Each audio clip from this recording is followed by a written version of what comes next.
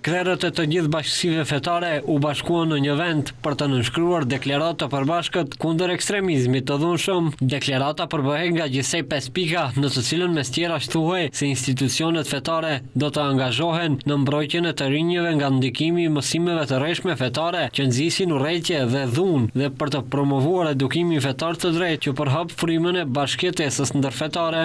Sipas deklaratës së nënshkruar nga krerët fetar, askush nuk duhet të keq përdor fen për qëllime të dhunshme ose për të justifikuar dhunën në emër të fesë. Drejtoresha e Komisionit për Marrëdhënie mes Bashkësive Fetare dhe Grupeve Fetare Olivera Trajkovska tha se qëllimi i nënshkrimit është që të luftohen vetit negative të paraqitura kohë pas kohe në shoqërinë tonë.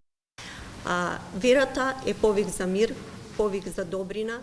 Feja është thirrje për paqe, thirrje për vepra të mira, për bashkëjetesë dhe tolerancë. Prandaj vlerësojmë se gjithçka që del nga kufijtë e asaj që e promovon feja duhet të jetë një farë forme detektuar.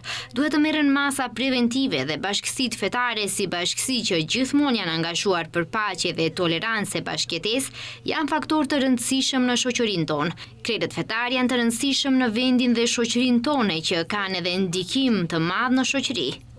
Në deklarat, bashkësitë fetare konfirmuan angazhimin e tyre për ruajtjen e bashkëjetesës fetare dhe ndërtimin e një të ardhmeje të përbashkët në Maqedoninë e Veriut. Ndryshe, Komisioni për Marrëdhënie me Bashkësitë Fetare dhe Grupet Fetare është organi pavarur i administratës shtetërore përgjegjës për çështjet që lidhen me sferën fetare. Komisioni udhëhiqet nga një drejtor, si zyrtar i emëruar nga qeveria.